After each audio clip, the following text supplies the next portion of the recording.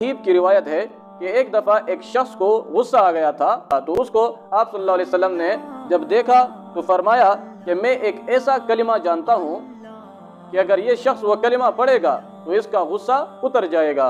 صحابہ کرام نے پوچھا کہ وہ کلمہ کیا ہے؟ تو آپ صلی اللہ علیہ وسلم نے فرمایا کہ وہ کلمہ وہ اعوذ باللہ من الشیطان الرجیم ہے۔ تو اس طرح دوسرا طریقہ معلوم ہوا کہ غصہ آ جائے تو آدمی پہلے تو اگر کھڑا ہو بیٹھ جائے، اگر بیٹھا ہو تو لیٹ جائے، اور پھر اعوذ باللہ من الشیطان الرجیم بھی پڑھے، اور اگر بیٹھ نہیں سکتا ہو یا لیٹ نہیں سکتا ہو تو اسی طرح کھڑے ہی وہ اعوذ باللہ من الشیطان الرجیم پڑھے۔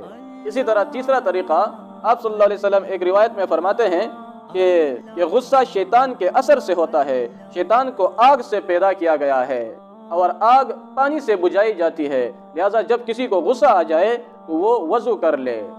یہ بھی الترغیب و ترہیب کی روایت ہے، یعنی غصہ کے وقت وضو کرنا بھی مفید ہے۔